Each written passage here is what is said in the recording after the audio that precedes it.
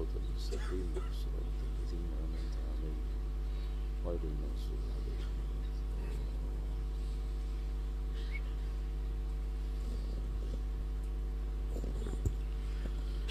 بار دیگر درود بھیجے گا محمد و آل محمد پر.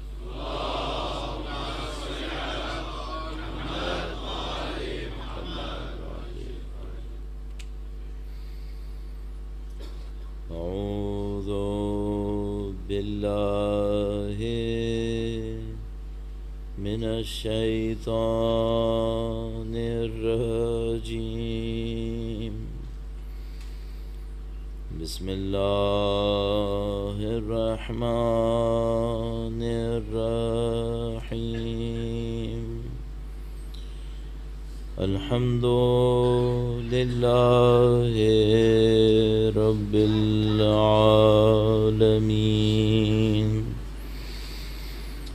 والصلاة والسلام على سید الانبیاء والمرسلین حبیب الہ العالمین ابی القاسم محمد علی محمد علی محمد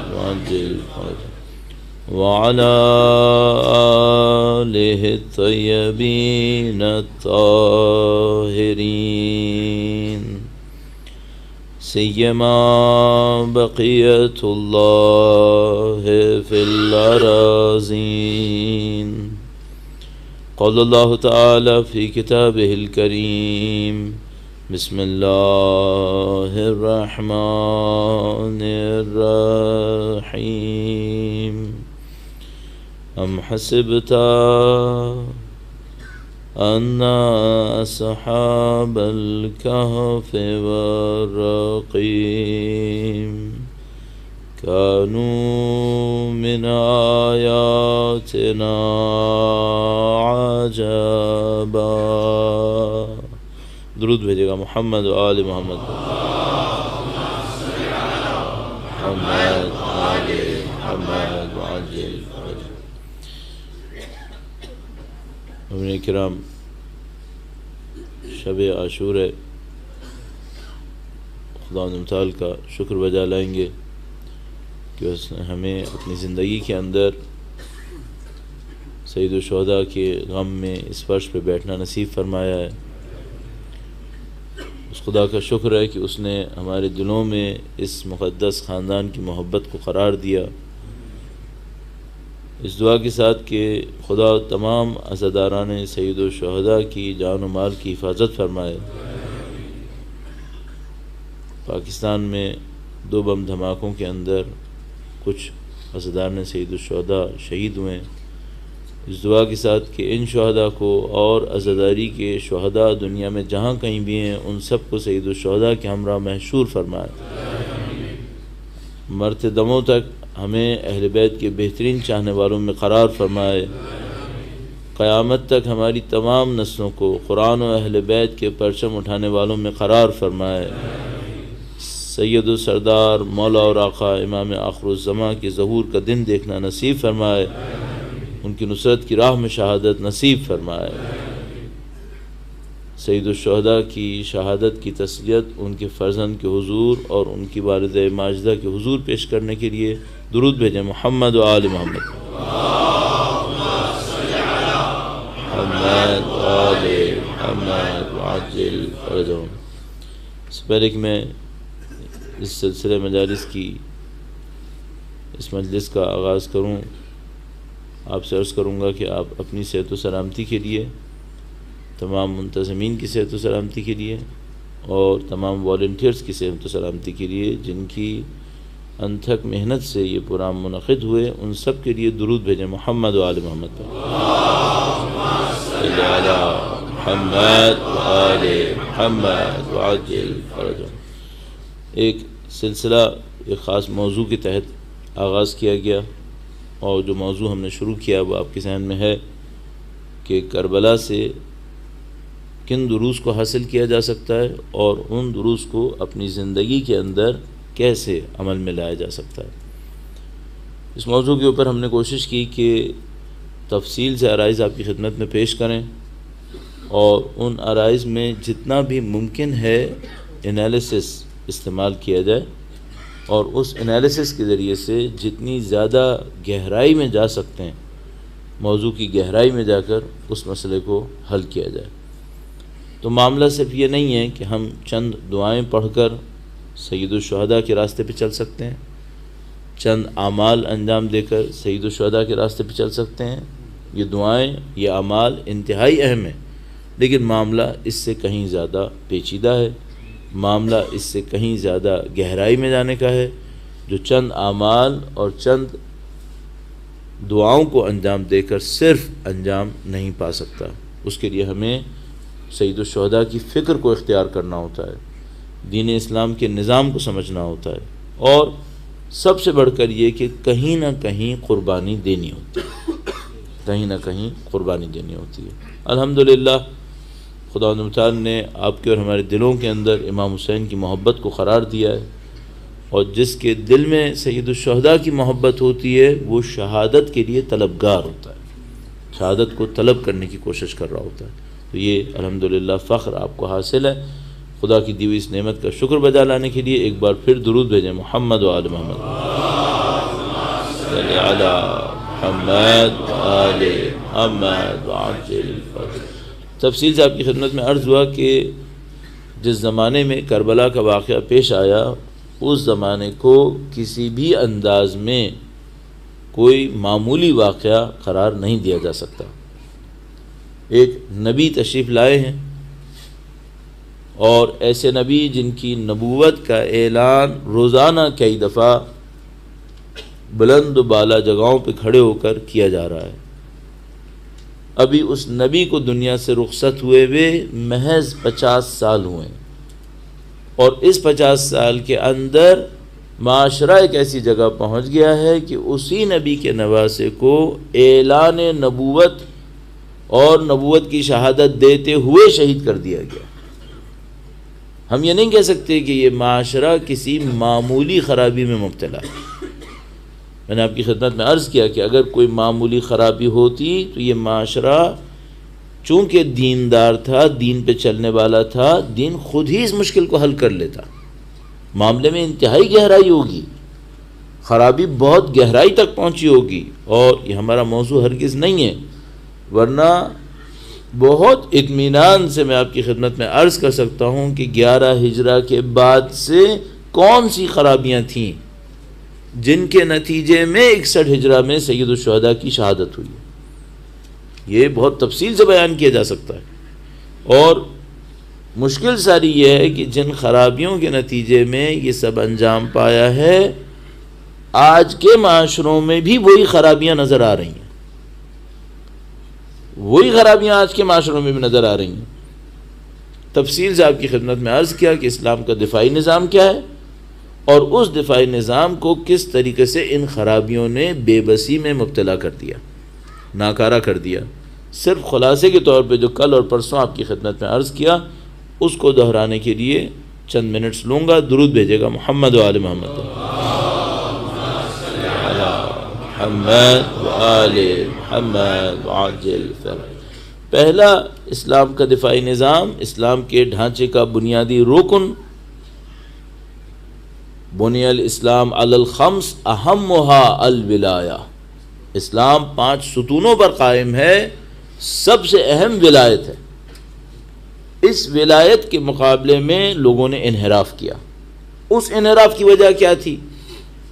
جو 11 ہجرہ میں پیش آیا، آپ نے متعدد تقاریر سنی ہوں گی، تجزیے سنے ہوں گے، ہمارے موضوع میں یہ نہیں ہے، لیکن ہم کہہ سکتے ہیں کہ اس انحراف کی 2 بڑی بنیادی علتیں ہیں۔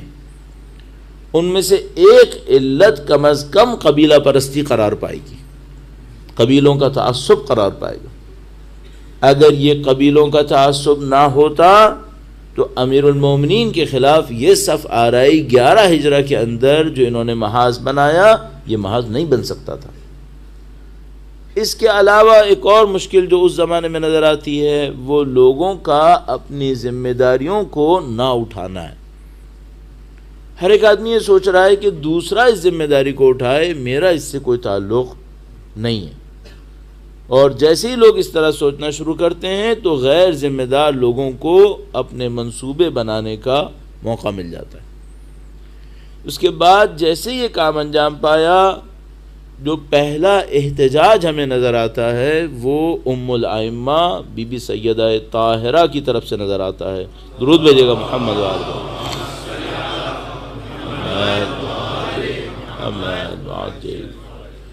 بھرپور احتجاج فرمایا اور لوگوں نے رد عمل یہ کہا کہ اگلی مرتبہ میں ہم امیر المومنین کا ساتھ دیں گے، جو وعدہ یقیناً کبھی بھی عمل میں نہیں لایا گیا۔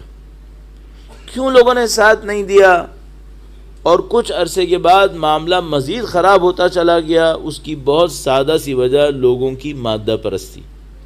لوگ مادہ پرستی میں مبتلا ہوتے چلے گئے اور اس کے نتیجے میں لوگوں کے اندر ایسی اٹیچمنٹس بنتی چلی گئیں جن اٹیچمنٹس کو چھوڑنا ان کے لیے ممکن نہیں تھا۔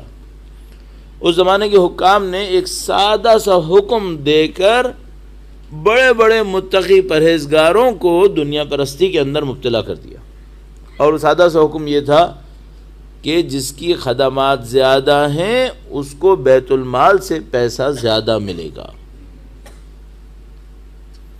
وہ بہت سارے لوگ جو بظاہر تقوی اور پرستی کا، خدا پرستی کا پیکر بنے ہوئے تھے، ان کو دیکھتے تھے تو لوگ کہتے تھے یہ متقی پرہیزگار ہیں، یہ خدا پرست ہیں۔ یہ لوگ جیسے ہی پیسہ ان کے پاس آنا شروع ہوا، وہ سارا تقوی اور خدا پرستی ان کے ہاتھ سے نکل گیا۔ پھر اٹیچمنٹ یہ بنا کہ اس پیسے کی حفاظت کیسے کی جائے گی۔ ایک دفعہ انسان دولت کی پرستش میں چلا جائے تو یہ سمجھ لیجئے اس دروازے سے دولت کی محبت آتی ہے، اس دروازے سے غیرت نکل جاتی ہے۔ حق کی غیرت دوسرے دروازے سے باہر ہے۔ جس آدمی نے دولت، طاقت اور شہرت کی محبت لی، حق سے اس کا تعلق منقطع ہو گیا، ختم ہو گیا۔ کیوں؟ کیونکہ جیسے ہی کوئی دولت کا پجاری بنتا ہے، جیسے ہی کوئی طاقت لینے کے پیچھے جاتا ہے، جیسے ہی کوئی شہرت کے پیچھے بھاگتا ہے، اسے حق کو قربان کرنا پڑ جاتا ہے، حق کو قربان کر دیتا ہے پھر وہ۔ اور اس موقع کے اوپر میں نے عرض کیا کہ حق کی غیرت اس کے دل سے نکل جاتی ہے، حق پامال ہو رہا ہوتا ہے، وہ خاموش رہتا ہے، اور جب وہ خاموش رہتا ہے تو پھر یہ سمجھ لیجیے ظالموں کو اس سے اچھا گراؤنڈ کوئی نہیں ملے گا۔ تو قانون کے طور پر دیکھ لیجیے گا، دنیا میں جہاں کہیں جس معاشرے کو لوگوں نے غلام بنانا ہوا، پہلے انہیں مادہ پرستی میں ڈالیں گے۔ اگر کوئی معاشرہ مادہ پرستی میں چلا جائے، آپ فوراً سمجھ جائیے گا کہ یہ معاشرہ غلام بننے کے لیے تیار ہو چکا ہے یا یہ غلام بن چکا ہے۔ اور جیسے ہی کسی معاشرے کے اندر آپ کو نظر آئے کہ لوگ مادہ پرستی سے تھک گئے ہیں، اب ان کے اندر فضائل کی محبت آ رہی ہے، اب آپ فوراً سمجھ جائے گا کہ اب یہ معاشرہ غلامی قبول نہیں کرے گا، اب یہ لوگوں سے مقابلے پر آئیں گے، ظالموں سے، اور اپنا حق لے لیں گے۔ تو یہ اسلام کا دفاعی نظام، امامت کے ذریعے سے لوگوں نے امامت کا ساتھ نہیں دیا۔ دوسرے مرحلے میں ذمہ داری تھی فقہا اور عمرا کی کہ وہ اپنا کام کرتے۔ میں نے عرض کیا جب مادہ پرستی کی دوڑ میں لگے تو کیا فقہا اور کیا عمرا، سب کے سب دولت کے سامنے ڈھیر ہو گئے، سب کے سب دنیا پرستی کے سامنے مبتلا ہو گئے۔ جب دنیا پرستی میں مبتلا ہو گئے تو اب یہ کب حق کے لیے آواز اٹھائیں گے؟ ان کے اندر میں نے عرض کیا حق کی غیرت ختم ہو جاتی ہے، آواز اٹھانا بند کر دیتے ہیں۔ جب یہ کام ہوا تو حجت خدا کو قربانی دینی پڑی۔ پہلی قربانی خاندان عصمت و طہارت سے بنت رسول اللہ نے دی۔ لہذا ہم کہا کرتے ہیں کہ بی بی کی شخصیت غدیر کی پہلی قربانی ہے۔ غدیر کی پہلی قربانی بی بی کی شخصیت نے دی۔ اس کے بعد حجت خدا نے بار بار قربانی دینی تھی، تو کبھی 40 ہجرہ میں وقت کے امام اول، پھر اس کے بعد 50 ہجرہ میں سبط رسول، یہ شہید ہو رہے تھے اور لوگوں کے اوپر کوئی اثر نہیں پڑا۔ بنی امیہ کی حکومت شروع ہو گئی اور کسی نے بنی امیہ کے اوپر کوئی اعتراض نہیں کیا۔ عزیزان محترم، موقع اس جگہ پر آ گیا کہ اب ظالموں نے، میں نے عرض کیا کسی اور جگہ پر اور اس کو یہاں پہ تفصیل سے نہیں کہہ پاؤں گا، بہت سارے ایسے موضوعات ہیں جس میں مجھے جملہ استعمال کرنا پڑ رہا ہے کیونکہ اس میں ہر موضوع میں تفصیل موجود ہے کہ یزید کا منصوبہ کیا ہے۔ یزید کا منصوبہ ہے، اگر 2 جملوں میں سننا چاہیں، جاہلیت کا احیاء، جاہلیت کو زندہ کرنا۔ اور اس کے لیے طریقہ کار کیا ہے؟ طریقہ کار یہ ہے کہ سید الشہداء نعوذ باللہ تعالی یا بیعت کر لیں یا کوئی ایسا کام کیا جائے کہ مسلمانوں کی نظروں سے خاندان عصمت کا تقدس ختم ہو جائے، نعوذ باللہ تعالی۔ اس کے بعد یہ جاہلیت کا اعلان کرے، لوگوں کے دلوں میں خدا کے یقین کی کمی کو دیکھے اور اس کے بعد پھر کوئی مقابلہ کرنے والا باقی نہ رہے۔ سید الشہداء نے یہ دیکھا، اپنی جان کی قربانی دی۔ اس کے بعد کیا ہونا چاہیے تھا؟ اس کے بعد یہ ہونا چاہیے تھا کہ ہر گلی محلے سے سید الشہداء کے خون کے نام پر لوگوں کو کھڑا ہو جانا چاہیے تھا۔ اس عمل کو ہم کیا کہتے ہیں؟ اس عمل کو ہم ایک عمومی اصطلاح میں، جنرلائز ٹرم میں کہتے ہیں امر بالمعروف و نہی عن المنکر۔ اور یہی وہ چیز تھی جو سید الشہداء نے فرمایا، انی ارید ان اامر بالمعروف و انہا عن المنکر، میں چاہتا ہوں کہ امر بالمعروف کروں اور نہیں عن المنکر کروں۔ تو عزیزان محترم، یہاں تک بات آپ کی خدمت میں عرض ہوئی تھی کہ اگر کوئی اس اصول کو اختیار کر لے معاشرہ تو واپسی کا امکان ہے۔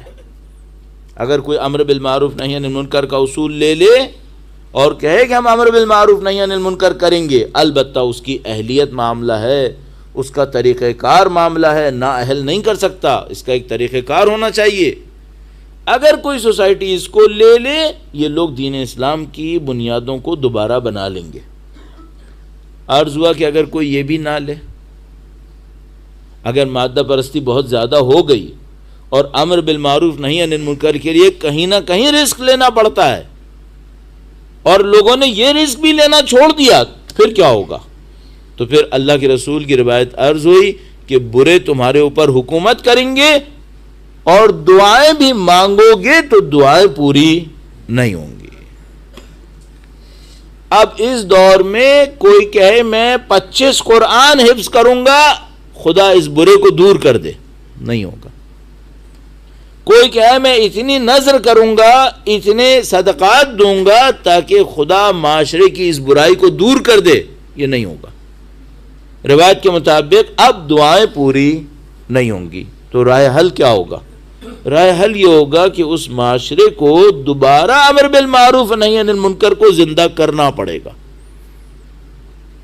اب میرا جیسا طالب علم 10 دن تقریباً آپ کے سامنے محنت کرنے کے بعد آپ سے یہ عرض کرنے کی کوشش کر رہا ہے کہ عزیزان محترم، آپ اور میں اس ذمہ داری کو احساس کر لیں کہ ہمیں امر بالمعروف نہی عن المنکر کرنا ہوگا، اس کے بغیر کوئی راستہ نہیں ہوگا۔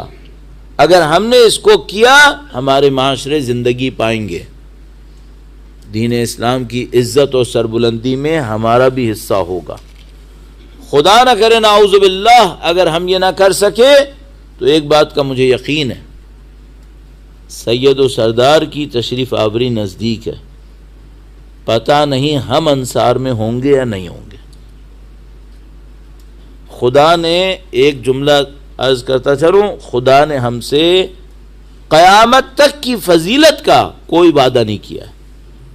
یعنی میں خدا سے کہوں خدایا میں نے تیرے ساتھ معاہدہ کر لیا ہے کہ میری نسلیں دین پہ چلیں یا نہ چلیں تو مجھے فضیلت دے گا، ایسا کوئی وعدہ خدا نے کسی سے نہیں کیا۔ قرآن کریم میں ارشاد فرماتا ہے ان تتولوا یستبدل قوما غیرکم ثم لا یکونوا امثالکم، اگر تم لوگ پلٹ گئے تو خدا تمہاری جگہ ایک اور قوم کو لے کر آئے گا جو تمہاری طرح نہیں ہوں گے. یہ بہت بڑا چیلنج ہے ہم سب کے سامنے. میں جو حتیٰ نسل سادات سے تعلق رکھتا ہوں، میں خدا سے یہ نہیں کہہ سکتا کہ خدایا میں کروں یا نہ کروں میری فضیلت محفوظ رہے گی. نہیں، مجھے عمل انجام دینا پڑے گا، بلکہ سادات ہونے کے ناطے دین کے تحفظ اور بقا کے لیے زیادہ آگے آنا پڑے گا، کیونکہ مجھے احترام بھی ملا ہوا ہے، اس کی خاطر بھی قربانی دینی پڑے گی. تب قربانی دیں گے تو خدا انہیں متعال یہ فضیلتیں ہمیں دے گا. آپ کو ہمیں امر بالمعروف نہی عن المنکر پہ توجہ دینی ہوگی. البتہ میں نے آپ کی خدمت میں عرض کیا اس کی اہلیت کے ساتھ اور اس کی شرائط اور طریقہ کار کے ساتھ. یہ سب تفصیلات موجود ہیں کتابوں کے اندر، ضرور کہیں نہ کہیں مراجعہ فرمائیں. لیکن آپ سب اپنے آپ سے اور میں ایک سوال ضرور کرتے رہیں، کیا ہم لوگ اپنی زندگی میں یہ فریضہ انجام دے رہے ہیں؟ اب مجھے جواب میں کوئی یہ نہ کہے کہ میں 5 وقت کی نمازیں پڑھ رہا ہوں، میں روزے رکھ رہا ہوں، میں قرآن کریم پڑھ رہا ہوں. وہ ضروری ہے، نہیں پڑھیں گے تو جہنم میں جانا پڑے گا. لیکن معاشرے کو زندہ کرنا ہے تو یہ کرنا پڑے گا. اب اس میں 2 پوائنٹس تھے. ایک تو یہ کہ امر بالمعروف نہی عن المنکر وہ ہوتا ہے جو کسی فرد کے لیے ہوتا ہے. فرض فرمائیے میں نے ایک آدمی کو دیکھا وہ وضو صحیح نہیں کر رہا، تو میں نے ایک طریقے سے جو ہمیں آئمہ نے سکھایا ہے مناسب طریقے سے عزت کے ساتھ کہ اس کی بے عزتی بھی نہ ہو، اس کو یہ بتانا ہوگا کہ بھائی تم یہ وضو صحیح نہیں کر رہے. اچھا، یہ امر بالمعروف نہی عن المنکر یہ تھوڑا سا آسان ہے، خاص کر اگر سامنے والا میرے سے کمزور ہو. اگر وہ تھوڑا طاقتور ہو تو یہ بھی اتنا آسان نہیں ہوگا. لیکن یہ پھر آسان ہے. مشکل اور بڑی کہاں پر آئے گی؟ اس سے بڑی مشکل اس جگہ پہ آئے گی کہ آپ ایک ایسے معاشرے میں پہنچے جہاں پہ غلط ویلیوز رائج ہو چکی ہیں. اب آپ کو نظر آ رہا ہے کہ یہ غلط ہے اور لوگ سب کہہ رہے ہیں کہ یہ صحیح ہے. اب آپ نے آواز اٹھائی تو کیا ہونے والا ہے؟ اب پورا معاشرہ مارے گا. ایک آدمی نہیں مارے گا، سب مل کر ماریں گے. اب آواز اٹھانی ہے نہیں اٹھانی ہے؟ اس کی کون سے لوگ ہوتے ہیں جو آواز اٹھاتے ہیں ابھی میں عرض کروں گا آپ کی خدمت میں. لیکن ایک روایت اللہ کے رسول سے آپ کی خدمت میں اور عرض کروں گا. درود بھیجے گا محمد و آل محمد، محمد و آل محمد وعجل فرج. تھوڑا سا تیزی سے بولنا پڑے گا تاکہ وقت کے اندر انشاءاللہ آج ہم پورا کر سکیں. اللہ کے رسول کے سامنے اصحاب بیٹھے ہوئے تھے. اللہ کے رسول نے اپنے اصحاب سے کہا کہ تم لوگوں کا اس وقت کیا عالم ہوگا جب تم لوگ امر بالمعروف نہی عن المنکر نہیں کرو گے. فرمایا تم لوگوں کا ایک وقت کیا حال ہوگا جب تم لوگ امر بالمعروف نہی عن المنکر نہیں کرو گے. اصحاب نے سنا، انہوں نے کہا اے اللہ کے رسول، امر بالمعروف نہی عن المنکر اس دین میں جو آپ نے ہمیں دیا ہے واجب ہے، ہمیں پتہ ہے کہ واجب ہے. کیا ہم پر ایسا کوئی برا وقت آئے گا کہ ہم خدا کے اس واجب پہ عمل نہیں کریں گے؟ فرمایا ہاں. تمہیں پتہ ہوگا کہ واجب ہے پھر بھی عمل نہیں کرو گے. تو اصحاب نے افسوس کا اظہار کیا. اللہ کے رسول نے کہا کہ اس سے بھی برا وقت آئے گا. غور سے سنتے چلے جائیے گا. ماشاءاللہ آپ لوگوں کی سماعت اچھی ہے، اور اگر نہیں بھی سن رہے ہوتے تو بہرحال اچھے طریقے سے دکھا رہے ہوتے ہیں کہ سن رہے ہیں بہرحال، تو ہمیں اطمینان رہتا ہے کہ بھئی آپ سن رہے ہیں یہاں پر. لیکن ہمارے خیال میں آپ سن رہے ہیں الحمدللہ رب العالمین. باقی دل کا حال تو اللہ ہی جانتا ہے، وہ تو سب خدا کو پتہ ہے. اللہم صلی علی محمد وآل محمد وعجل فرج. اللہ کے رسول نے کہا کہ اس وقت کو سوچو جب اس سے بھی برا ہو جائے گا. اصحاب نے کہا کہ یا اللہ کے رسول اس سے بھی برا کیا ہوگا؟ فرمایا ایک وقت تم پر آئے گا تم لوگ معروف سے روکو گے اور منکر کا حکم کرو گے. امر بالمنکر کرو گے، نہیں عن المعروف کرو گے. ابھی وہ پچھلے پہ رو رہے تھے، ان کو پتا چلا کہ قوم کی ایک حالت وہ آنے والی ہے امر بے منکرات کریں گے، نہیں عن المعروفات. یہ ہونے والا ہے. انصاف سے پوچھے گا، جس ملک میں آپ اور میں رہ رہے ہیں، بعض معاملات میں ایسا نہیں ہوا ہے کیا؟ ہو گیا ہے. پاکستان اور ہندوستان اور میرے جیسے جہاں پہ ہم جیسے لوگ رہ رہے ہیں، وہاں پر بھی بہت ساری ایسی چیزیں ہو گئی ہیں. منکرات کا حکم کر رہے ہیں، معروفات سے روک رہے ہیں. اچھا ایسا کیوں ہو رہا ہے؟ امانت دار بے وقوف سمجھا جاتا ہے ہمارے یہاں. امانت دار بے وقوف سمجھا جاتا ہے. دیندار کو احمق کہتے ہیں. یہ بھی روایت میں لکھا ہے کہ ہاں ایسا وقت آئے گا تم لوگوں کے یہاں ایسا ہو جائے گا. سنیے گا ذرا، ابھی تیسرا اسٹیج بھی ہے. اللہ کے رسول نے کہا تم لوگ امر بے منکرات کرو گے،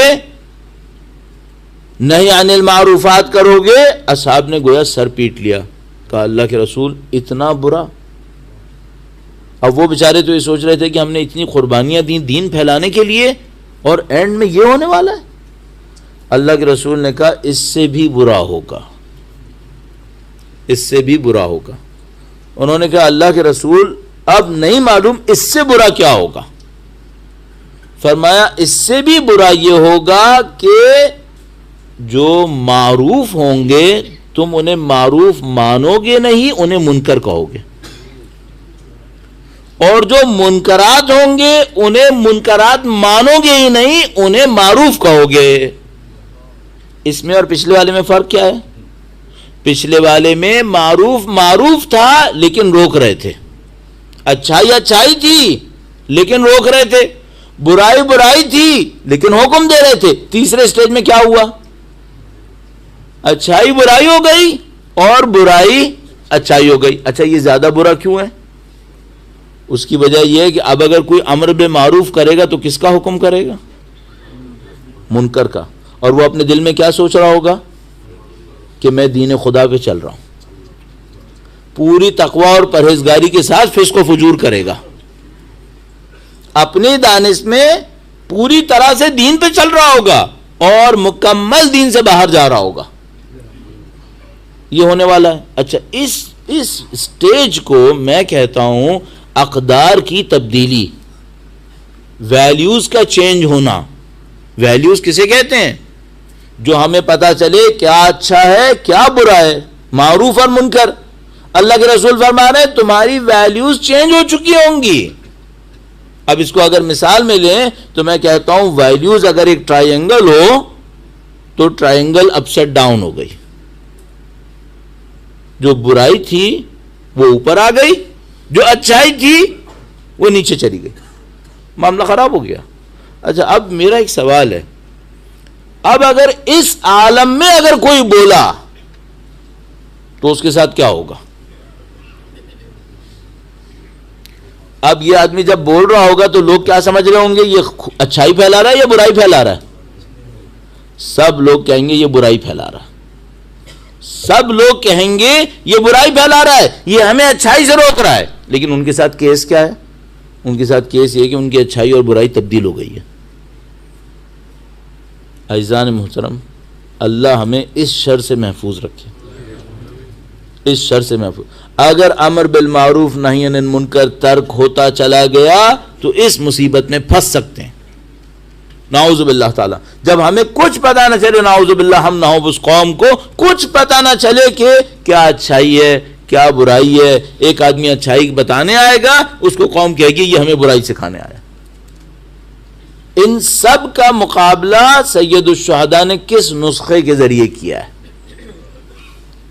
آپ کی خدمت میں عرض ہوا تھا کہ سید الشہداء نے قیامت تک کے لیے ہمیں یزیدوں سے لڑنا سکھایا ہے، قیامت تک کے لیے.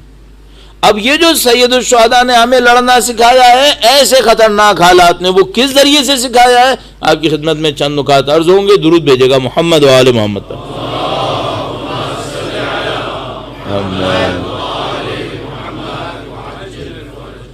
سید الشہداء نے دو ذمہ داریوں کے ذریعے سے اس مشکل کو آسان کیا.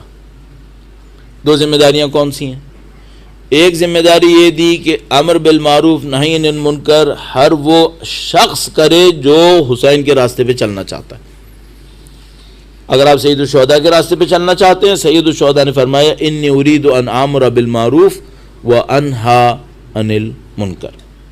آپ اس کی شرائط دیکھیں، آپ اس کے طریقہ کار کو دیکھیں، اپنی زندگی کے اندر طے کریں کہ بھائی آپ نے یہ کرنا ہے، اور خاص کر اس وقت کرنا ہے جب کوئی اسلامک ویلیو کمپرومائز ہو رہی ہو. اور سب سے پہلے کس کے خلاف کرنا ہے؟ اپنے خلاف. سب سے پہلے اپنے آپ کو دیکھیے گا، آپ کے دل میں کسی غلط چیز کا احترام تو نہیں ہے؟ چونکہ اگر میرے اپنے ہی دل میں غلط ویلیوز کا احترام ہو تو میں دوسروں کو کیا بتاؤں گا؟ بھائی ایک جملہ عرض کرتا چلوں، آخری اس سلسلے کی مجلس عشرے سے پہلے ایک استاد فرماتے تھے کہ اگر تم ایک گاڑی میں بیٹھو کم قیمت، پھر دوسری گاڑی میں بیٹھو زیادہ قیمت کی، اور تمہیں دو ڈیفرنٹ فیلنگ آئیں اپنے اسٹیٹس کے لیے، تو اس کا مطلب یہ ہے کہ تم علم اخلاق کو الف سے دوبارہ شروع کرو. تم نے اسلام سے کچھ نہیں سیکھا. میں ایک گاڑی میں بیٹھا، ایک دفعہ یہ مجھے یہاں سے وہاں جانا ہے، فیلنگ یہ ہے کہ گاڑی سافٹ ہے، اچھی طرح لے جائے گی. یہ بات نہیں ہو رہی. بات کس میں ہو رہی ہے؟ اسٹیٹس کی فیلنگ میں.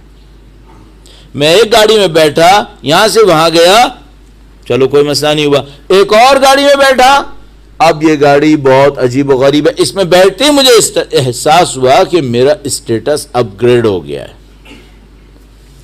وہ استاد کیا فرما رہے ہیں؟ کہہ رہے ہیں اس کا مطلب یہ تم نے اخلاق سے الف بے بھی نہیں سیکھی ہے. جو دوبارہ دین اسلام سیکھو، تمہیں کچھ نہیں آتا. انصاف سے بتائیے گا کتنے لوگ ہوں گے جن کو الف بے دوبارہ سیکھنی پڑے گی؟ کیوں؟ یہ تو ہمارے معاشرے کی مشکل ہے. یہاں تو معاملہ ہی اسی پہ چلتا ہے کہ اس کا اسٹیٹس کیا ہے، اور اس اسٹیٹس کو ثابت کرنے کے لیے ساری حرکتیں کرنی پڑتی ہیں. کبھی خود سے دل چاہتا ہے تو کرتے ہیں، کبھی اس بہانے کے کرنا پڑ رہی ہیں ورنہ میں تو بہت متقی ہوں. کچھ بھی ہو، تم اس معاملے کے اندر اپنے اوپر بھی ظلم کر رہے ہو اور اپنی سوسائٹی پہ بھی ظلم کر رہے ہو، دونوں پہ ظلم کر رہے ہو. اور عزیزان محترم، یہ وہ مشکل ہے جو پھیل گئی ہے. اب میں آپ کی خدمت میں جو عرض کر رہا ہوں نا، تو پتہ نہیں کتنی جگہوں پر یہ باتیں کر چکا ہوں، اور اینڈ میں یہ باتیں سنتا ہوں کہ ایسی عجیب و غریب باتیں کرتا ہے جس کا سمجھ میں نہیں آتا کہ کیا کرنا ہے.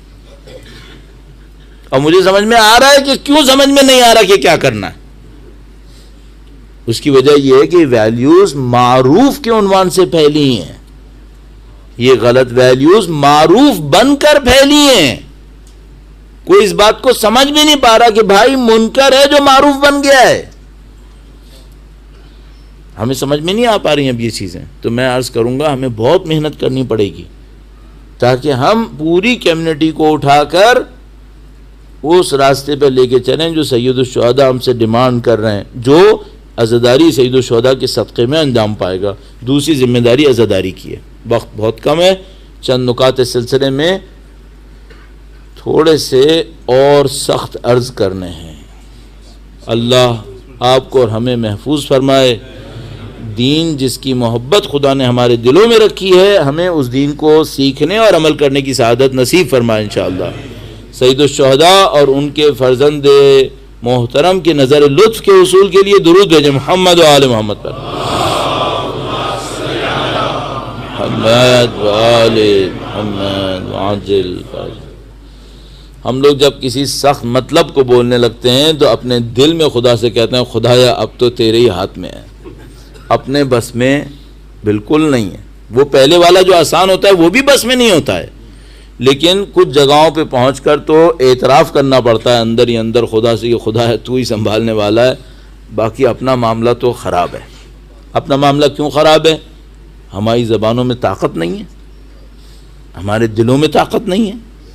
اگر ہماری زبانوں ہمارے دلوں میں طاقت ہوتی تو ہماری باتیں کانوں سے نکل کر دلوں تک پہنچ جاتی.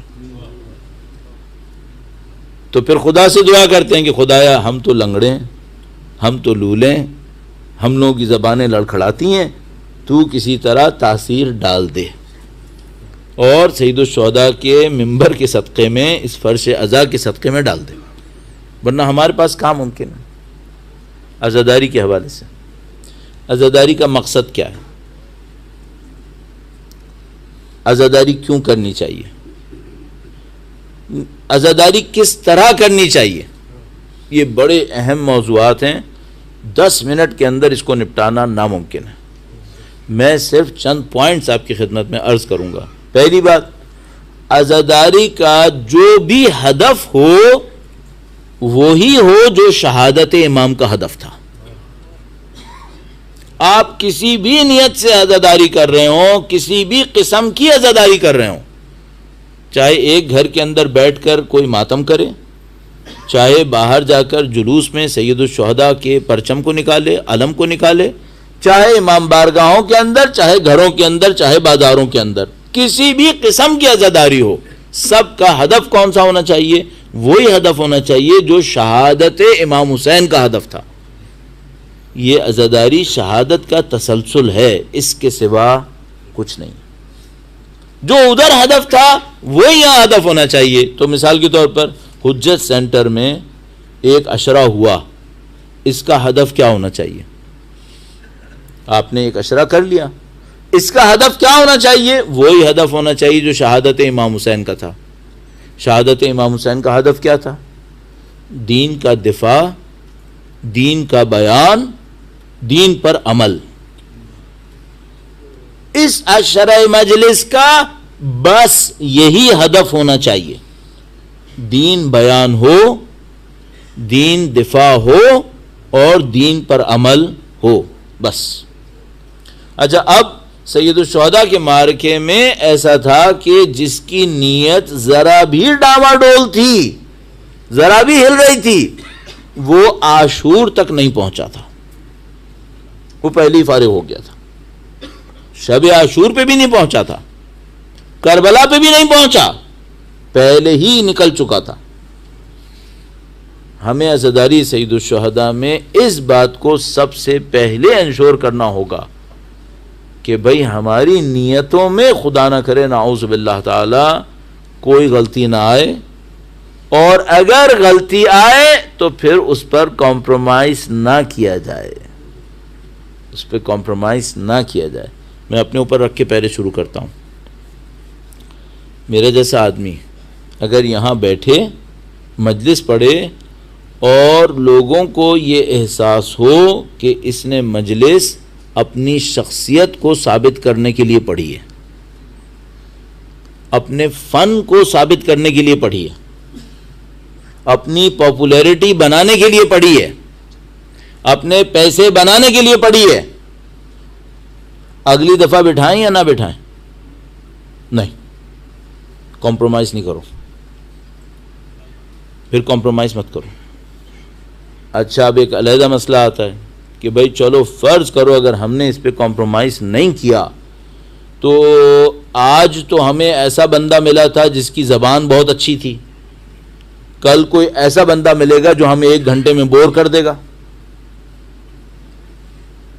اب بوریت قبول کریں یا ویلیوز پہ کمپرومائز کریں؟ تو سوسائٹی کیا کرتی ہے؟ بدقسمتی سے ویلیوز پہ کمپرومائز کرتی ہے۔ کہتے ہیں ہم 10 گھنٹے بوریت نہیں دیکھ سکتے، تو ہم 1400 سال کا دین دینے کو تیار ہیں۔ وہ 10 گھنٹے میں دین تو دے گا، علم تو دے گا، لیکن 10 گھنٹے ہمیں بوریت دے گا۔ اس بوریت سے بچنے کے لیے نعوذ باللہ تعالی ہم وہ دین قربان کرنے کو تیار ہیں جس پر ہماری نسلیں کٹی تھیں۔ کہاں کا انصاف ہے؟ کہاں کا انصاف ہے؟ صرف زبان کی خاطر، صرف پریزنٹیشن اچھی ہونے کی خاطر یہ ویلیوز ہیں سید الشہداء کی؟ آیا سید الشہداء کی ویلیوز میں پریزنٹیشن تھی، زبان کا بیان تھا؟ لکنت رکھنے والے، شین صحیح نہ بولنے والے کو نبی نے کہا تم اذان دو. نہ عربی صحیح، نہ پروناؤنسیشن صحیح، نہ اپیئرنس صحیح، نہ فیملی میں کوئی نام، اور اس کو کہا تم کھڑے ہو اناؤنسمنٹ کرو. بھائی ایک دفعہ مجھ سے کوئی یہ کہے کہ میں نے ایک آدمی کو یہ ڈیوٹی دینی ہے کہ پتھر اٹھائے، یہاں سے اٹھائے یہاں رکھے، تو مجھے کیا چاہیے؟ مجھے طاقت چاہیے. اور اگر مجھے ایک آدمی کو یہ ڈیوٹی دینی ہے کہ وہ اناؤنسمنٹ کرے تو مجھے کیا چاہیے؟ جس زبان میں اناؤنسمنٹ کرے وہ زبان اسے اچھی آتی ہے یا نہیں آتی ہے؟ اپیئرنس ایکسیپٹیبل ہے یا نہیں ہے؟ قوم قبیلے میں ریسپیکٹڈ ہے یا نہیں ہے؟ آج تک ہم یہی کر رہے ہیں. اللہ کے رسول نے پہلے دن سے کہا تھا یہ مت کرنا. اچھا اللہ کے رسول نے بلال حبشی میں کیا دیکھا تھا؟ انہوں نے بلال حبشی کا دل دیکھا تھا، ہم لوگوں کی زبان اور ان کے جسم کو دیکھتے ہیں. اتنی کٹھن حقیقت ہے، اتنی سخت حقیقت ہے کہ مجھے جس قوم میں یہ ہو رہا ہو اس کا فیوچر 5 انگلیوں کی طرح نظر آنے لگتا ہے. اس کا فیوچر یہ پھنسے گا. کیوں؟ اس نے فنڈامنٹلز پہ کمپرومائز کر لیا ہے. ہم نے اردو زبان میں یہی کیا تھا، 30 سال کے قریب وقت ضائع کیا. اب آپ انگریزی زبان میں یہی کر رہے ہیں. ابھی بتا رہا ہوں صاف، آپ انگلش میں یہی کر رہے ہیں جو ہم نے 30 سال پہلے اردو میں کیا تھا، اور سر پیٹ کر اور سر کٹوا کر اب قبول کیا کہ یہ نہیں کرنا تھا. اب آپ انگلش میں یہی کر رہے ہیں. آپ انگلش میں کیا کر رہے ہیں؟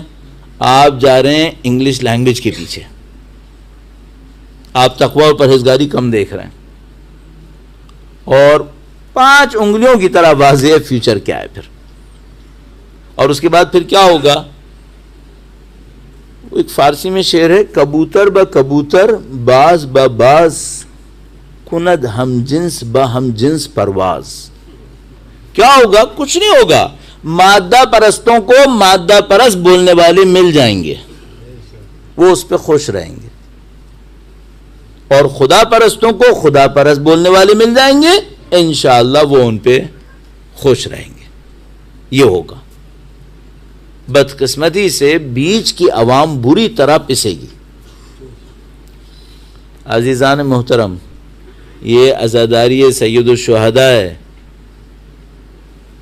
یہی ویلیوز اگر بچی کی شادی میں کروں نا تو مصیبت میں پھنس جاؤں گا. ہمارا دین ہم سے کہتا ہے کہ تم جب شادی بھی کرنے لگو تو یہ مت دیکھنا کہ سامنے والے کے پاس دولت کتنی ہے، اس میں خوبصورتی کتنی ہے، اس کی پاپولیرٹی کتنی ہے. دیکھنا دین کتنا ہے، تقوی کتنا ہے، ورنہ بعد میں پچھتاؤ گے. جو دین بچے اور بچی کی شادی کے اندر ان ویلیوز پہ کمپرومائز نہیں کرتا، وہ منبر رسول پر کمپرومائز کرے گا. اور اگر کسی نے کر لیا، میں آپ کو بتا رہا ہوں ہمارا تعلق پاکستان سے ہے، اور میں آپ کی خدمت میں عرض کر رہا ہوں کہ تقریباً اسی نسل کا پیداوار ہوں جس نسل میں یہ سارے کام ہوئے ہیں. اسی نسل کا ہوں میں، اور میں نے اسی ایک نسل کے اندر اس کے اتار چڑھاؤ اچھے طریقے سے دیکھ لی ہیں. مجھے 30 سال ہو گئے طالب علم بنے ہوئے، اور اس 30 سال میں اور اگر پوری عمر لگا لوں تو میں نے اپنی آنکھوں کے سامنے ان ویلیوز کو کمپرومائز ہوتے دیکھا ہے، اور اپنی آنکھوں کے سامنے ان ویلیوز کے کمپرومائز ہونے کے بعد ان کے اوپر کٹتی لاشیں دیکھی ہیں. یہ میں نے اپنی آنکھوں سے دیکھا ہے، اس کے نقصانات دیکھ لیے ہیں. آپ غلط راستے پہ جائیں گے. ایک بہت بڑی مصیبت ہے سوسائٹی کے اندر. آج سخت باتوں کی طرف چلے ہی گئے. بہت بڑا مسئلہ کیا ہے، روڈ پہ بھی بعض اوقات یو ٹرن دیر سے ملتا ہے، سوسائٹی میں یو ٹرن 30 سال بعد آتا ہے. موٹر ویز وغیرہ پہ بھی بعض اوقات یو ٹرن آتے آتے بڑی دیر لگ جاتی ہے. سوسائٹی میں اگر کوئی چیز چلی جائے، اب اس کا یو ٹرن 25-30 سال بعد آئے گا. کب آئے گا؟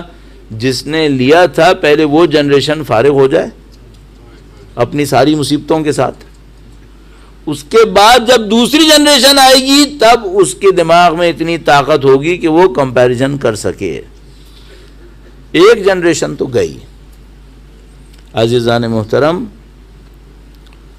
کسی بھی فیصلے میں جلد بازی مت کیجیے گا، کسی بھی فیصلے کو سوچے سمجھے بغیر مت کیجیے گا، خاص کر اگر معاملہ عزاداری کا ہو، اور اپنی خوشی اور پسند ناپسند پہ نہیں چلیے گا، دین کی پسند ناپسند پہ چلیے گا۔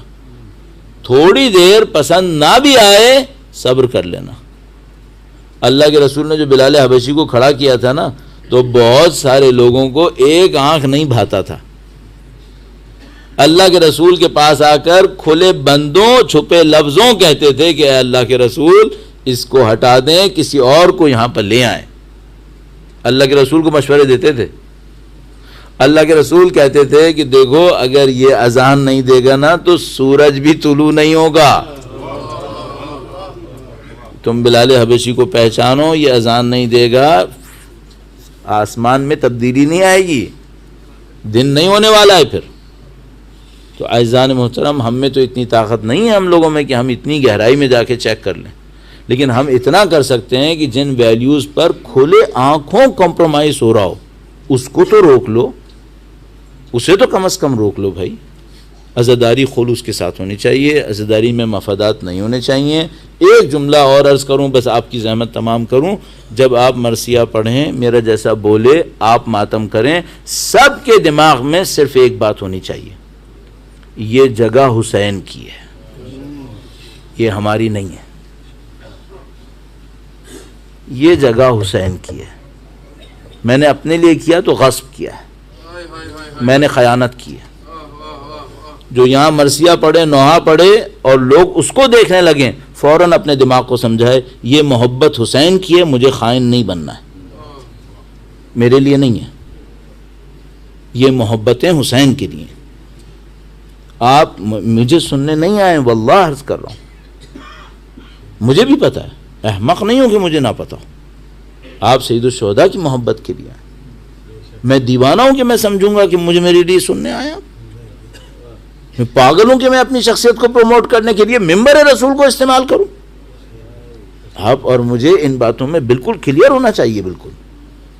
اور تمام جو یہاں پہ بولنے والے ہیں، چاہے ہمارے جیسے، چاہے مرثیہ، چاہے حتیٰ زیارت بولنے والے، چاہے اناؤنسمنٹ کرنے والے، سب کے ذہن میں کلیئر ہونا چاہیے، ہم نے اپنے آپ کو پروموٹ نہیں کرنا ہے، ہم پرفارمرز نہیں ہیں، ہم خدمت گزار ہیں، پرفارمنس دینے نہیں آئے یہاں پر، ہم سید الشہداء کے غم کو لوگوں تک پہنچانے کے لیے آئے، بس دین کو زندہ کرنے آئے، دین کی خدمت کرنے آئے، دین کا دفاع کرنے آئے، دین پھیلانے آئے، بس اس سے زیادہ کوئی ہدف نہیں ہے۔ ہم اس خلوص کے ساتھ اگر کام کر گئے، اور بہت سارے لوگ کر رہے ہیں، تو اسی خاطر زندہ بھی ہے۔ البتہ کچھ غلط باتیں بھی ہو رہی ہیں جس کی وجہ سے نقصان بھی اٹھانے پڑ رہے ہیں، یہ بھی ہم سب کو احساس ہے۔ تو عزیزان محترم، بڑی سخت باتیں میں نے آپ کی خدمت میں عرض کی، لیکن یہ اس ذمہ داری کا حصہ بن رہی تھیں جو بالآخر آپ کی خدمت میں بیان کرنی تھی۔ البتہ ان اصولوں کے اندر رہتے ہوئے آپ بہتر سے بہتر کو تلاش کر سکتے ہیں، آپ بہتر سے بہتر پہ جائیے، لیکن اصولوں کے اندر رہتے ہوئے، اصولوں کو توڑ کر جانے کی کوئی اجازت نہیں ہوگی۔ انشاءاللہ پروردگار ہمیں اور آپ کو سید الشہداء کی مخلص ترین خدمت کرنے کی سعادت نصیب فرمائے۔ درود بھیجے گا محمد و آل محمد پر۔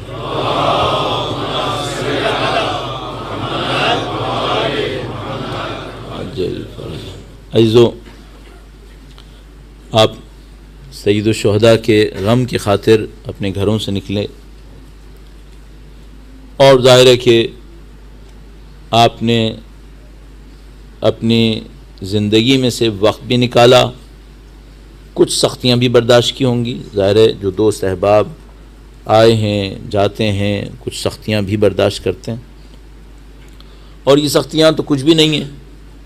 جو پاکستان میں کل بھی ہوا، آج میرے خیال میں 20 افراد شہید ہوئے ہیں جیکب آباد کے اندر۔ اور اس سے پہلے 2 دن پہلے بولان میں 10 افراد شہید ہوئے تھے۔ تو ہم جانتے ہیں کہ لوگ اپنی جانوں کو ہتھیلی پہ رکھ کر سید الشہداء کی عزا کے لیے آتے ہیں۔ یہ سب کیوں کرتے ہیں؟ یہ سب ایک وجہ یہ ہے کہ سب کو پتہ ہے کہ جو قربانیاں سید الشہداء نے دی ہیں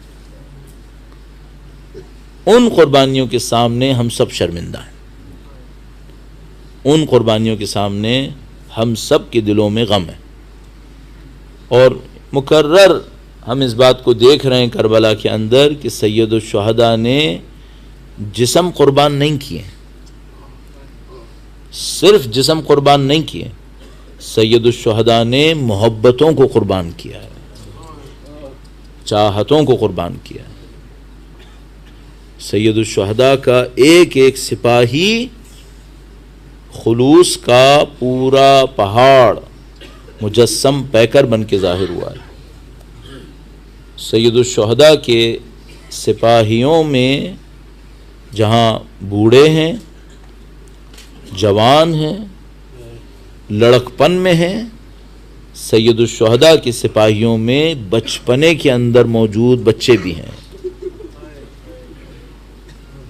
ان بچوں کا بھی تذکرہ کر دوں جو کوفہ سے شام کے راستے میں اونٹوں تلے پامال ہوتے چلے گئے۔ یا ارحم الراحمین، لمحے بھر کے لیے ان ماؤں کو سوچو جو اونٹوں پر بندھی ہوئی ہیں، اپنے بچوں کو پامال ہوتا دیکھ رہے۔ اللہ اکبر! بچوں کی قربانیاں عجیب ہیں، اور ان تمام بچوں میں ایک شیرخوار بچہ،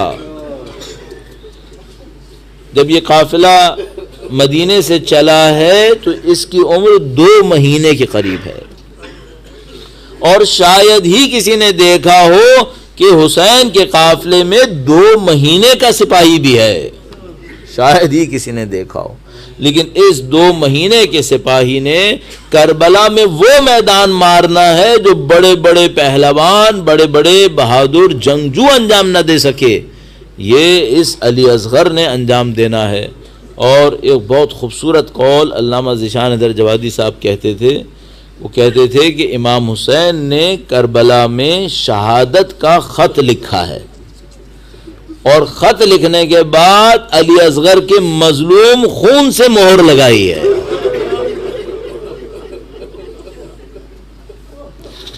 سید الشہداء نے پورے دن شہادت کا خط لکھا، بڑے بڑے لاشیں اٹھائے، اور تمام لاشوں کو اٹھانے کے بعد جب میدان کربلا کے اندر کھڑے ہوئے اور ندا دی حل من ناصر ینصرنا، اب میدان عمل کے اندر، میدان جہاد کے اندر سارے سپاہی ختم ہو چکے ہیں، صرف ایک ننھا سا سپاہی باقی ہے جس کی ماں یہ بتا رہی ہے کہ مولا جب سے آپ نے ندا دی ہے بچے پہ لرزہ طاری ہے۔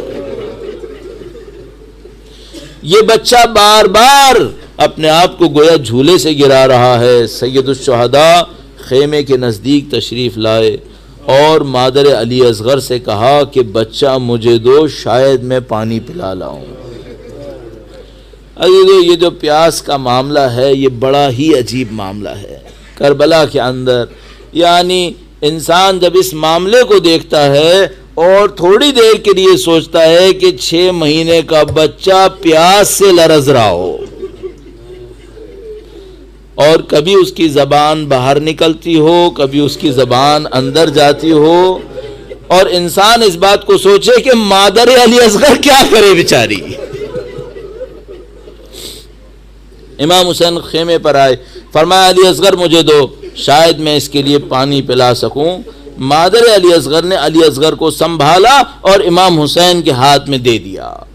کتنی آسانی سے میں نے یہ جملہ پڑھ لیا اور آپ نے یہ سنا، لیکن ذرا سا اس ماں سے بھی پوچھ لیجئے جس کو پتا ہے کہ جو خیمے سے باہر گیا ہے وہ واپس نہیں آیا ہے، وہ واپس نہیں آیا۔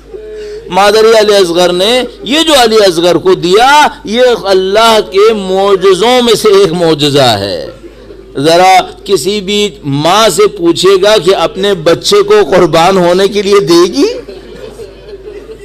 خدا حضرت موسیٰ علیہ السلام کا تذکرہ کرتا ہے، فرماتا ہے جب ہم نے مادر موسیٰ سے کہا کہ بچے کو صندوق پہ ڈال لو تو ماں کا دل راضی نہ ہوا.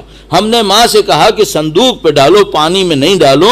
اس کے بعد ہم نے کہا کہ تمہارا بچہ ہم تمہارے پاس واپس لے کر بھی آئیں گے، تب بھی مادر موسیٰ کا دل راضی نہ ہوا. تو خدا کہتا ہے وَرَبَطْنَا عَلَىٰ قَلْبِهَا، ہم نے اس کے دل کو بہت مضبوط کیا. تو میں کہوں گا خدایا یہ بتا علی اصغر کے ماں کے دل کو تو نے کتنا مضبوط کیا کہ اس نے اپنا بچہ دے دیا، جبکہ پتا تھا کہ جو یہاں سے جائے گا اب وہ واپس نہیں آئے گا. لیکن مادر علی اصغر کو بھی پتا نہ تھا کہ واپس نہیں آئے گا، لیکن آئے گا تو کس حال میں آئے گا، یہ مادر علی اصغر کو بھی نہیں پتا تھا. سید الشہداء علی اصغر کو لیے دشمن کے سامنے تشریف لائے، لشکر اعداء کے سامنے آئے اور ایک عجیب منظر پیش کیا. علی اصغر کو دونوں ہاتھوں پر اٹھایا اور دشمنوں سے کہا کہ اگر تمہاری ہماری دشمنی ہے تو بتاؤ اس چیرخوار کی کیا غلطی ہے، اس نے تمہارا کیا بگاڑا ہے، تم اس کو پانی دے دو. اور یہ کہہ کر گویا علی اصغر کا چہرہ دشمن کے لشکر کے سامنے کیا. اب جو علی اصغر نے اپنی ننھی زبان ہونٹوں پر پھیری تو دشمن کا لشکر بھی منہ چھپا کر رونے لگا. عمر سعد کو احساس ہوا کہ لوگوں کا ضمیر جاگنے لگا ہے، یہ علی اصغر کے لیے پانی مانگیں گے. ہرملہ سے کہا تیر چڑھا، ہرملہ نے تیرے ستم چڑھایا. عمر سعد سے پوچھتا ہے باپ کا نشانہ لوں یا بیٹے کا؟ ارے باپ کو بھی مار سکتا تھا، لیکن اس نے حسین کے دل پہ زخم چلانے کے لیے کہا بیٹے کا نشانہ لے. اس نے تیر ستم چلایا. عزیزو، ہم لوگ اردو میں ایک اصطلاح استعمال کرتے ہیں تیر سے شعبہ. ہمارے جو بچے یہاں بیٹھے ہیں ان کو پتہ نہ ہوگا یہ تیر سے شعبہ کیا ہوتا ہے. ایک تیر ہوتا ہے جس کے پیچھے 3 سائڈز نکلی ہوئی ہوتی ہیں، اور یہ ایسا تیر ہوتا ہے یہ جاتا ہے تو گھومتا ہوا جاتا ہے، اور گھومتا ہوا جاتا ہے تو ایسا ہوتا ہے کہ اگر انسان کے لگ جائے تو اس کو 2 ٹکڑے کر سکتا ہے. یہ تیر ایسا خطرناک تیر ہوتا ہے. ہرملہ نے تیر چڑھایا اور سید الشہداء علی اصغر کو اپنی مقتل میں لے کر آئے. اب میں ذرا سا رک کر کہوں گا کہ یہ قربانی کیا وہی قربانی ہے جو ابراہیم نے اسماعیل کی دی تھی؟ کیا یہ وہی قربانی ہے؟ تو میں کہوں گا بس تم اتنا دیکھ لو کہ اسماعیل کے پاؤں میں رسی بندھی تھی، یہ دیکھو اصغر کی جسم پہ کوئی رسی بندھی ہے یا نہیں بندھی ہوئی. اور تم جانتے ہو کہ جب ابراہیم آئے تو اپنی آنکھوں پر پٹیاں باندھ لی تھیں. تم دیکھو کہ حسین کی آنکھیں کھلی ہیں، حسین نے کوئی پٹی نہیں باندھی. اور تم دیکھ لو کہ جب اسماعیل کو لے کر گئے تو اتنی دور لے کر گئے کہ اسماعیل کی ماں نہ دیکھ سکے. اور بس اتنا سوچو کہ شاید علی اصغر کی ماں خیمے سے کھڑے ہو کر یہ سارا منظر دیکھ رہی ہے. وہ تیرے سے تب چلا، میں کہوں گا فرشتوں میں بھی کوہرام بپا ہوا ہوگا. ارے خدایا تو نے اسماعیل کو بچا لیا تھا، کیا اصغر قربان ہوگا اور خدا نے کہا ہوگا یہ حسین ہے، یہ ذبح عظیم لے کر آیا ہے، یہ عجیب قربانی لے کر آیا ہے. بس عزیزو تیرے ستم چلا. 2 روایت کی زحمت، ایک تیرے ستم چلا اور ہم ہمیشہ سنتے ہیں کہ تیر چھد گیا بچے کے گلے میں، بچے کے گلے میں چھد گیا. عزیزو ایسا نہیں ہوا، اس سے بھی بڑا کارنامہ ہوا. شیخ عباس قمی مقتل کے اندر لکھتے ہیں تیرے ستم چلا، بچے کا گلا کان سے کان تک ذبح ہو گیا. گلے میں چھدا نہیں تھا، بچہ ذبح ہو گیا. ننھا سا خون حسین کے ہاتھوں میں آ گیا. پتہ نہیں بچہ تڑپا بھی یا نہیں تڑپا، بس خون حسین کے ہاتھ میں آیا. سید الشہداء کبھی آسمان کو دیکھتے ہیں، کبھی زمین کو دیکھتے ہیں، خون اپنے چہرے پر مل لیا. اے خدایا، علی اصغر کے خون کے ساتھ تجھ سے ملوں گا. بأی ذنب قتلت، مصداق معین ہو گیا. اب میں آپ سے پوچھوں گا، کیا اس بچے کی لاش ماں کے پاس لے کر آئے؟ کیا حسین ذبح ہوئے ہوئے بچے کی لاش ماں کے پاس لائیں؟ گرم مٹی کے اندر شاید ذوالفقار سے علی اصغر کی قبر کھودی حسین نے، اور قبر کھود کر اس گرم مٹی میں بچے کو لٹایا. میں آپ سے صرف ایک سوال اور کروں گا، کیا حسین علی اصغر کو گرم مٹی پہ لٹا پائے ہوں گے؟ میرا دل کہتا ہے شاید فاطمہ زہرا نے بچے کو اپنے ہاتھوں میں لیا ہوگا کہ حسین اصغر کا لاشا اب ہمارے پاس. سید الشہداء کھڑے ہو گئے، دامن کو چھاڑ دیا. ربنا تقبل منا هذا القربان، اس قربانی کو ہم سے قبول فرما.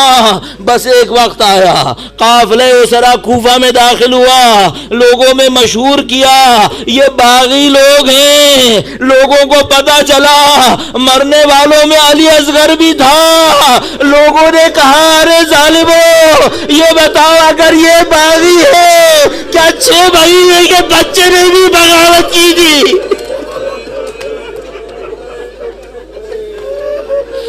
الا لعنت اللہ علی القوم الظالمین وسيعلم الذين ظلموا أي منقلب ينقلبون. ماتم حسین.